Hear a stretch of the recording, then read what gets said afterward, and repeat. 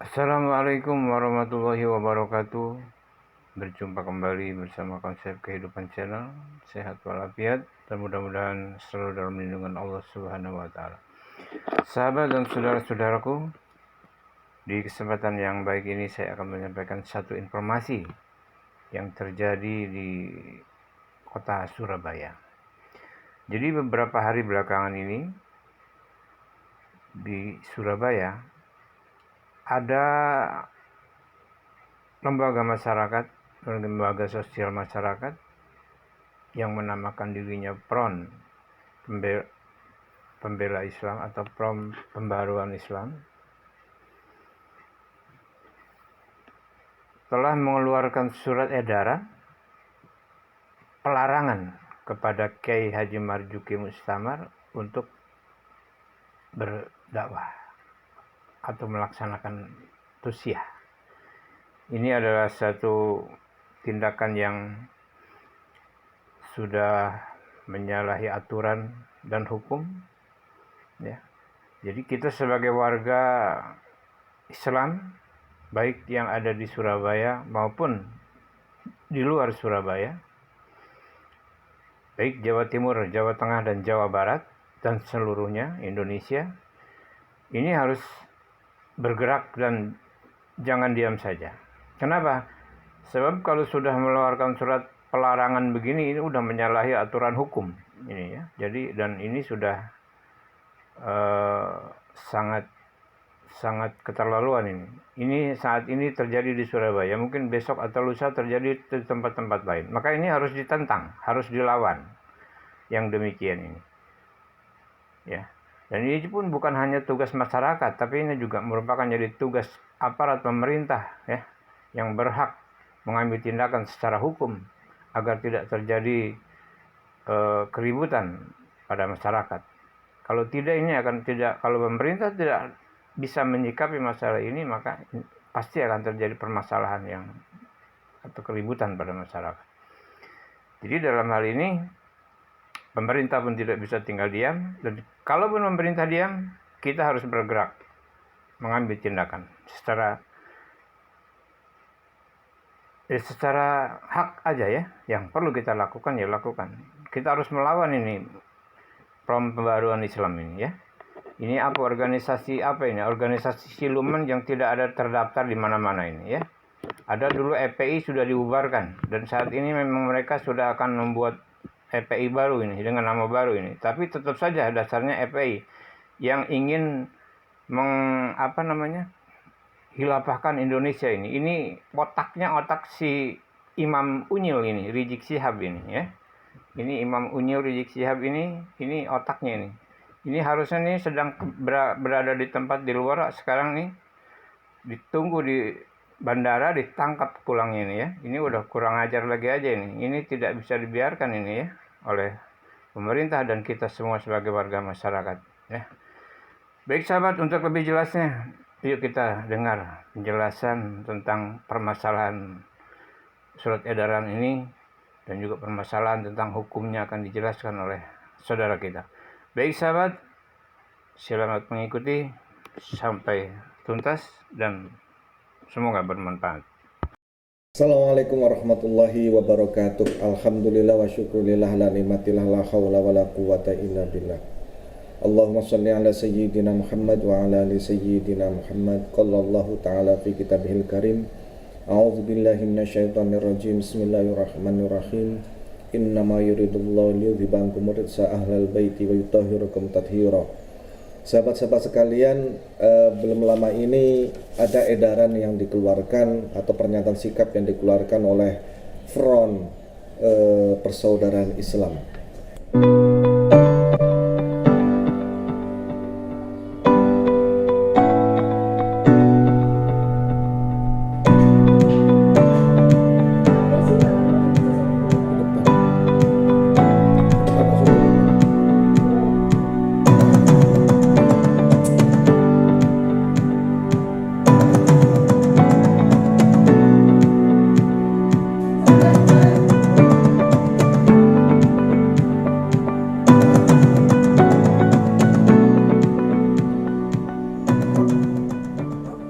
Organisasi Kemasyarakatan Front Pembela Islam atau FPI yang telah dibubarkan pemerintah pada 30 Desember 2020 yang lalu dipastikan akan berganti nama. Mantan Wakil Sekretaris Umum FPI Aziz Yanuar mengungkapkan nama Front Pembela Islam akan diubah menjadi Front Persaudaraan Islam. Meski berganti nama, namun akronim organisasi yang dimotori oleh Habib Rizik Syihab itu tetap sama, yakni FPI. Aziz menjelaskan wadah organisasi yang menjadi kendaraan baru ini sebetulnya sudah terbentuk pada 30 Desember 2020 atau tidak lama setelah pemerintah membubarkan Front Pembela Islam. Awalnya organisasi yang baru terbentuk ini dinamakan Front Persatuan Islam dan terdapat 19 tokoh yang mendeklarasikan penamaan organisasi baru pengganti FPI yang dibubarkan itu. Namun ketika itu, kata Aziz, nama Front Persatuan Islam belum ditasbihkan sebagai identitas resmi organisasi. Menurut Aziz, masih terdapat dinamika dan kompromi di internal para deklarator terkait nama organisasi baru tersebut. Alhasil, nama Front Persaudaraan Islam akhirnya dipilih sebagai identitas organisasi. Lebih lanjut, Aziz mengatakan nama Front Persaudaraan Islam tersebut datang atas usul dari Habib Rizik Syihab. Adapun nama-nama deklarator dari Front Persaudaraan Islam tidak berbeda dari para deklarator yang membentuk wadah Front Persatuan Islam pada 30 Desember 2020 yang lalu. Pada saat itu diketahui terdapat 19 nama tokoh yang turut menjadi deklarator Front Pembela Islam.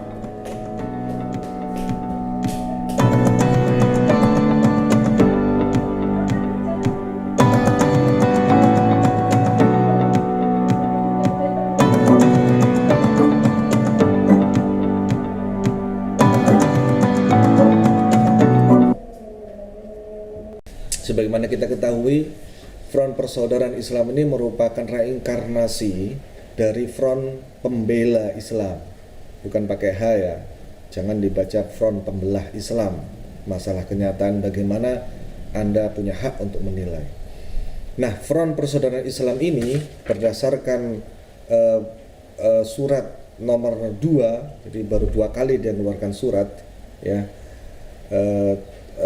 garis miring PS garis miring DPW FPI Surabaya Rabiul Awal 1446 Hijriah atau dikeluarkan pada tanggal 26 September 2024. Sahabat-sahabat sekalian, yang intisari dari edaran atau pernyataan sikap dari Front Persaudaraan Islam ini adalah sehubungan dengan penyelenggaraan peringatan Maulid Nabi Muhammad SAW di Masjid Al-Huda Tenggumung, Surabaya yang dihadiri oleh Kiai Haji Marzuki Mustamar, maka kami atas nama Dewan Pimpinan Wilayah Front Persaudaraan Islam Kota Surabaya menyatakan: 1. Mendukung takmir Masjid Al-Huda Tenggumung, Surabaya dalam mengadakan acara peringatan Maulid Nabi Muhammad SAW. 2. Menolak kehadiran Kiai Haji Marzuki Mustamar sebagai penceramah dalam acara peringatan Maulid tersebut demi menjaga keamanan Kota Surabaya. 3. Tetap menjaga Kota Surabaya yang sudah kondusif, aman dan tentram dari hal-hal yang merusak Kota Surabaya. Ditandatangani oleh Ketua Tanfid Ustadz Abdul Wahid Murtadho, Sekretaris Wilayah, distempel oleh Ketua. Kemudian Sekretaris Wilayah Haji Ahmad Yasin, Surabaya 26 September 2024. Ya, kita teliti nih surat ini. Pertama tadi, bahwa Front Persaudaraan Islam ini muncul sebagaimana janji para pentolan-pentolan, para kombatan-kombatan Front Pembela Islam setelah Front Pembela Islam dibekukan oleh pemerintah. Dibekukan dalam arti dibubarkan, dicabut izinnya sebagai sebuah ormas. Namun, tahukah Anda bahwa setelah saya melakukan pencarian, bantu saya jika saya salah, bantu saya kalau saya mengalami keterbatasan, bahwa ketika saya meneliti AHU atau izin organisasi ini, Front Persaudaraan Islam ini Ini saya tidak menemukan. Yang lebih menarik adalah pasca dibubarkannya atau dibekukannya Front Pembela Islam, ini kemudian membentuk Front Persaudaraan Islam, dan Aziz Yanuar pada saat itu merupakan ex Biro Hukum DPP FPI, Front Pembela Islam, menyebutkan bahwa Front Persaudaraan Islam kali ini tidak harus didaftarkan ke Menkumham, tidak harus didaftarkan. Hal ini dia, Aziz Yanuar, itu menyatakan bahwa ini berdasarkan dari Undang-Undang Dasar 1945 pasal 28 dan 28 butir E, yang memang dinyatakan bahwa berkumpul berserikat itu merupakan hak warga negara Indonesia. Kemudian dia, Aziz Yanuar, menyatakan bahwa Front Persaudaraan Islam tidak perlu didaftarkan. Yang kedua adalah keputusan Mahkamah Konstitusi nomor 82 PUU strip 11 2013, di mana di situ menyatakan bahwa pendaftaran ormas adalah hak, bukan kewajiban. Padahal yang hak itu berkumpul. Padahal kalau dari undang-undang yang menjadi hak warga negara adalah berkumpul berserikat, bukan menyelenggarakan sebuah organisasi yang terstruktur, apalagi sampai berani-beraninya mengeluarkan surat seperti ini. Yang artinya apa? Ketika sudah seperti ini, wajib suatu ormas itu setidaknya itu melaporkan. Ya, nanti memang ada ormas yang terdaftar, ada ormas yang tidak terdaftar. Tetapi kalau sudah menyatakan terorganisir seperti ini, apalagi melakukan larangan bagi seorang WNI yang tidak memiliki catatan masalah dengan Republik ini, NKRI, tidak punya masalah dengan keamanan di Surabaya. Buktikan catatannya kepada saya apabila Kiai Marzuki pernah melakukan ajakan untuk melakukan persekusi, ajakan untuk melakukan pembidikan kepada orang-orang untuk dilakukan tindakan-tindakan kekerasan sepihak. Tidak ada. Nah, maka organisasi yang seperti ini itu seharusnya itu sudah minimal terlapor, terdaftar ke Kesbangpos. Ormas yang tidak terdaftar berarti tidak mendapatkan badan hukum dan tidak memiliki surat keterangan terdaftar atau SKT istilahnya. Nah, yang lupa lagi Aziz Yanuar bahwa putusan Mahkamah Konstitusi nomor 82 PUU 2013 itu merupakan putusan untuk menguji ratifikasi Undang-Undang nomor 17 tahun 2013 tentang organisasi masyarakat atau ormas. Jadi Undang-Undang Ormas yang dulu sempat juga banyak disorot. Nah, ini merupakan undang-undang ini turunan dari Undang-Undang Dasar Republik Indonesia 1945. Di mana di dalam Undang-Undang nomor 17 tahun 2013 di pasal 11 itu dinyatakan bahwa ormas berbadan hukum sebagaimana dimaksud dalam pasal 10 ayat 1 huruf A dapat berbentuk perkumpulan atau yayasan. Nah, ini Front Persaudaraan Islam ini apa? Perkumpulan, yayasan. Cari di AHU online kalau ada nama ini. Cari di AHU online.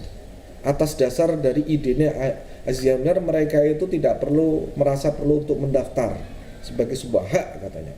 Jadi saya menduga kuat bahwa Front Persaudaraan Islam ini merupakan organisasi siluman, terbentuk, terstruktur, bahkan mungkin didanai, tetapi dia tidak terdaftar apalagi berizin. Nah, ormas memang itu tidak wajib berizin, tetapi tetap harus melapor ke Kesbangpol untuk mengisi data dan tercatat agar negara tetap bisa mengatur, mengendalikan, mengkondisi negara yang tetap aman. Jadi tidak muncul surat edaran pernyataan liar seperti ini atas dasar apa? Atas dasar apa? Nah, lebih lagi catatan bahwa ormas yang memiliki kekhususan di bidang keagamaan perlu rekomendasi dari kementerian yang melaksanakan urusan di bidang keagamaan, dalam hal ini Kementerian Agama. Sementara itu, ormas yang memiliki kekhususan di bidang kepercayaan kepada Tuhan Yang Maha Esa perlu rekomendasi dari pemerintah atau perangkat daerah yang membidangi urusan-urusan kebudayaan. Nah, ormas yang telah mendapatkan pengesahan badan hukum dinyatakan telah terdaftar sebagai ormas. Nah, adapun ormas yang tidak berbentuk badan hukum, pendaftaran dilakukan dengan memberikan surat keterangan terdaftar. Jadi, kalaupun ini tidak mendaftar di AHU, ini harus memiliki surat keterangan terdaftar. Front Persaudaraan Islam punya SKT. Bantu saya untuk menemukan SKT Front Persaudaraan Islam jika ada.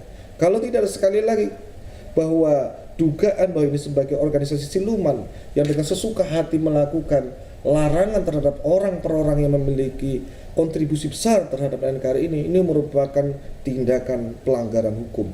Dan bukan hanya itu, ini merupakan tindakan untuk menciptakan keresahan dan permusuhan antara sesama warga Indonesia.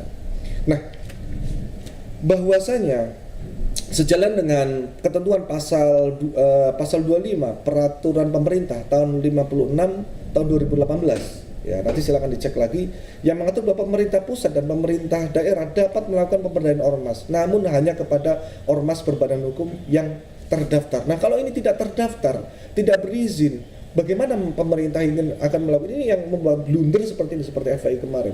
Gimana mau dibubarkan wong tidak terdaftar atas dasar seperti itu loh. Padahal kumpulan-kumpulan orang seperti ini rawan sekali dan besar sekali kemungkinan untuk ditunggangi atau dimanfaatkan oleh orang-orang yang tidak bertanggung jawab atas dasar apapun, bahkan oleh siapapun, dalam negeri luar negeri. Rawan sekali. Ini harus mendapatkan sorotan yang seperti ini.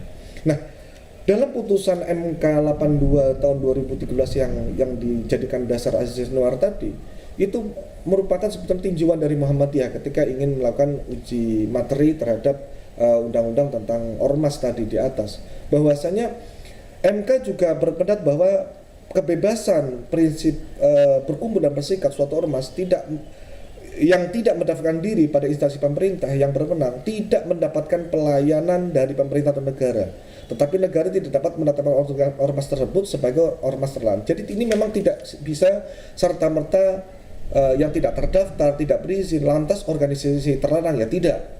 Kalau begitu nanti organisasi kumpulan tahlil dan sebagainya bisa menjadi organisasi dilarang gitu loh.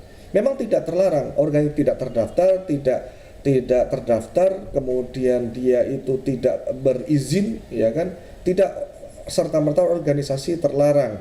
Namun dapat dilarang apabila organisasi itu kemudian cenderung mengganggu keamanan ketertiban umum atau melakukan pelanggaran hukum. Coba ini, kegiatan Maulid Nabi dilarang penceramahnya, sementara penceramah itu tidak memiliki track record yang buruk terhadap negara kesatuan Republik Indonesia, tidak menimbulkan keamanan yang nyata. Cari data, coba searching Kiai Marzuki Mustamar, di mana-mana diterima, cerdas beliau, kader NU, ya, yang kemudian meskipun beliau memiliki catatan internal di NU yang kemudian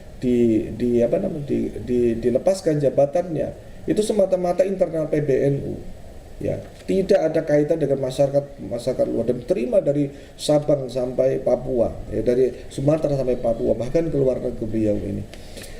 Teman-teman sekalian, sahabat-sahabat sekalian, nah, ormas ya seperti Persatuan Islam ini walaupun tidak berizin, tidak terdaftar, ini bisa dilarang, ya, berdasarkan putusan pasal 29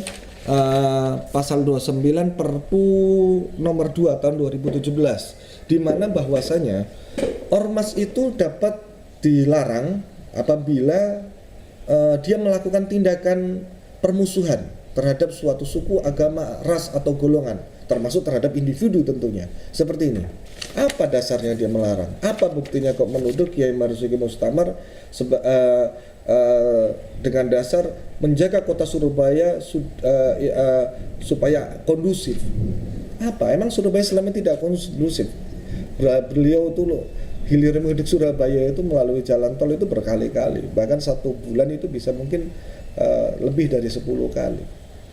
Nah, jadi organisasi siluman seperti ini, yang saya duga siluman ini rawan sekali untuk ditunggangi. Kedepannya FPI Reborn ini ya, reinkarnasi dari FPI ini sangat patut disorot ya, sangat patut di seluruh Indonesia. Mereka tidak saya cari tidak berizin ya. Masalah terdaftar tidaknya seharusnya ada di KOP-nya biasanya. Ini tidak ada. Selain ormas itu bisa dilarang, selain menimbulkan permusuhan antar ras, bangsa, golongan, kedua itu melakukan penyalahgunaan atau penistaan, penodaan terhadap agama yang dianut Indonesia. Sekali lagi, FPI sebagai sayap dari Ba'alawi, ini sebagai organisasi yang menjadi sayap tempur, sayap gempur yang selama ini berkiblat kepada kaum Ba'alawi, sebenarnya juru pukulnya. Nah, Apabila Ba'alawi sendiri yang mengklaim sebagai keturunan Rasulullah itu sengaja tidak terbukti, bahkan diduga kuat melakukan pembohongan publik karena tidak terbukti secara ilmiah, dan mereka masih membela orang-orang yang seperti itu, yang diduga kuat juga melakukan kolonialisasi spiritual kepada bangsa Indonesia, kepada mental bangsa Indonesia. Pernah dengar Indonesia Meriktarim? Menyakitkan sekali itu bagi siapapun. Nggak cuma hanya bagi orang nasionalis, bagi orang religius, bagi kalangan santri umat Islam Indonesia yang ikut mempertahankan negara itu penghinaan besar. Itu bermasalah besar itu. Yang saya duga ini juga, ini bukan hanya ucapan individu saja yang melalui ceramah, tapi bisa jadi ini ada ajarannya di kitab-kitab mereka sebagaimana khurafat-khurafat yang lainnya. Ketiga, melakukan tindakan kekerasan, mengganggu ketertiban dan ketertiban umum dan merusak fasilitas umum, fasilitas sosial. Justru surat pernyataan sikap ini bagi saya bisa menjadi dasar bahwa mereka menimbulkan ketidaknyamanan bagi masyarakat Surabaya, menghalangi edukasi bagi masyarakat Surabaya. Ini justru yang tadi pernyataan sikap ini bisa menjadi dasar pelarangan organisasi persaudaraan Islam. Nah, ini sudah sesuai dengan ketentuan undang-undangan. Kalau memang tidak, ya surat ini dinyatakan sebaiknya dilakukan pendaftaran dulu deh, ya sebelum berani melarang begini, apalagi di masyarakat Surabaya yang santri, yang basis penyebaran Islam ya oleh Kanjeng Sunan Ampel. Ini menurut saya sangat menodai. Ya, menghalangi edukasi masyarakat Surabaya, menghalangi seseorang untuk memberikan pencerahan terhadap keutuhan NKRI. Ormas ini juga kalau berdasarkan pasal 59 ayat 4 Perpu dari peraturan pengganti Undang-Undang nomor 2 tahun 2017 menggunakan nama, bendera, simbol yang organisasi yang persamaan oleh organisasi yang dilarang atau yang separatis. Selama ini FPI itu dilarangnya kan karena khilafah Islamiyah. Dan ini kalau mengaku sebagai reinkarnasi dari FPI, ini seharusnya sudah juga dilarang turunannya. Wong induknya dilarang, kok ini hanya ganti baju kesannya. Nah, melakukan kegiatan yang separatis. Yang ketiga, mengembangkan, menyebarkan paham yang bertentangan dengan Pancasila. Yang begini ini, ya, ini mengganggu persatuan Indonesia tidak seperti ini. Ya. Ketika seseorang itu kok ingin melakukan edukasi, Kiai Marzuki sekarang ini termasuk orang-orang yang tercerahkan, sebagaimana banyak kiai-kiai, banyak birokrat, banyak akademisi yang tercerahkan dengan ini. Selain memang sangat kontribusi dan sangat sejalan dengan keutuhan negara Kesatuan Republik Indonesia, bahkan marwah negara Indonesia, di mana bangsa kita sejauh ini sudah berpuluh-puluh tahun, sejak zaman padamnya perang Diponegoro ini dibiarkan, dan sampai sekarang bukannya diam, bukannya berintrospeksi ketika kemarin dilakukan beberapa kali ajakan dialog di UIN Wali Songo dan di UIN Ciputat. Ini bukannya malah introspeksi, malah ada kegiatan yang seperti ini.